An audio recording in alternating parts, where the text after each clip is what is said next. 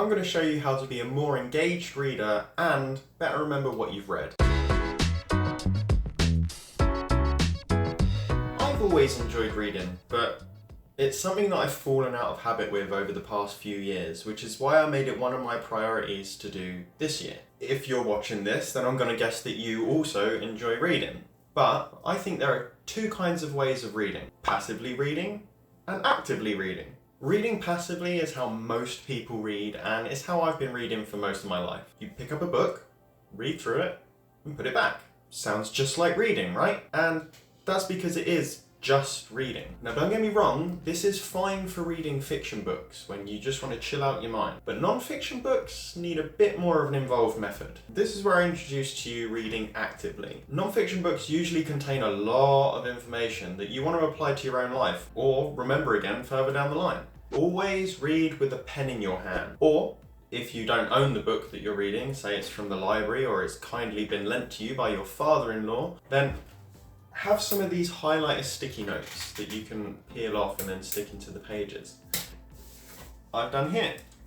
I mean, I'm not even halfway through this book yet. Or if you're reading on a Kindle, like I do most of my reading, keep your finger handy. With this, you can highlight passages or phrases that jump out and speak to you, things that you'd want to remember or apply to your life. Now, research has shown that just highlighting things doesn't help you retain information, and that's true, which is why we're not done yet. There's something else that we need to do with our highlights, but before we get onto that, if you feel like you've learned something in this video or feel like you could apply this method yourself, then give that like button a little tap for me to help show this to others. I know some of you are already cringing about the thought of desecrating a book by writing in it, but honestly, it's not as bad as you think. Author Ryan Holiday says in a video, which I'll link in the description, that writing and highlighting in a book is the biggest compliment that you can give the writer. It shows that you're actively engaging with the content, and it's all about having a conversation with the writer, even if they're long dead. And it's Ryan Holiday that got me into reading the way that I do now, taking highlights and then adding them to what he calls a commonplace book. This is a note card system where you take all of your notes and highlights and write them on little note cards and organize them into different categories in a box. Over time, you connect many different ideas from different sources and bring them together in the same category, and you can use them to come up with ideas and create content all on your own. It's really easy to keep coming back to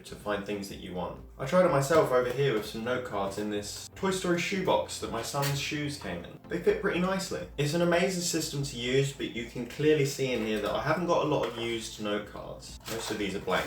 That's because I wanted a digital system, which is why I put together a Kanban style board in Notion, which is a free note-taking app that can do way more than just take notes. Here you can see that each column is a category, and you can have as many categories as you want, by the way. This is just personal categories that I've put of things that have stood out to me. So you can put whatever you want. It's much easier to get your highlights from Kindle because you can copy and paste them across, as opposed to trying to type them all out from a physical book or a note card. So what I do is over here, add a highlight. I've got a little untitled template. I'll put the quote in here. Ancient proverb, shall we? Man with hole in pocket,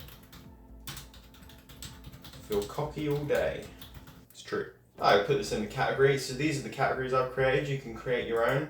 Ancient proverb. Put the author, Confucius, location in source. Now that doesn't matter.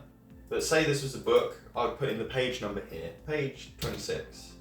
And source location, this is for things, say I've got an idea from an Instagram post or a tweet or a blog post, I can actually put the source location here. So that's for online resources, so I can add the link and can come back to it anytime. And what I like about doing it this way is also in here, you can then add in your own note. My own notes. This is a true statement.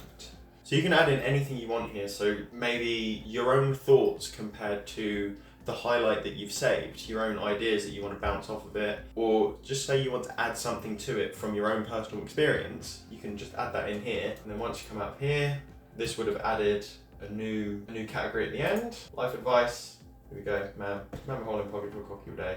And that little symbol means that there's an actual note in there. So there are others that I've left notes, so in here I've added We tend to think that ego equals confidence, which is what we need to be in charge. In fact, it can have the opposite effect. In McClellan's case, it deprived him of the ability to lead.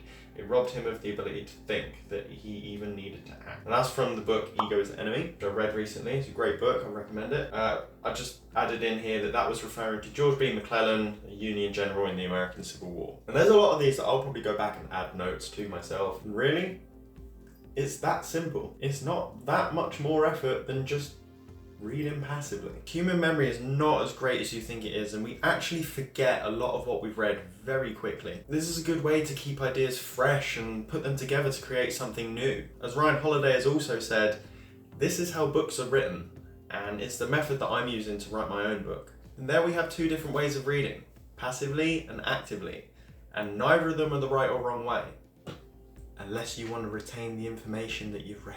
Ali Abdaal went over something very similar to this in his video, How I Remember Everything I've Read, and I will leave a link to that in the description down below, along with the previously mentioned video by Ryan Holiday. Will you start reading actively, or have you been doing so already?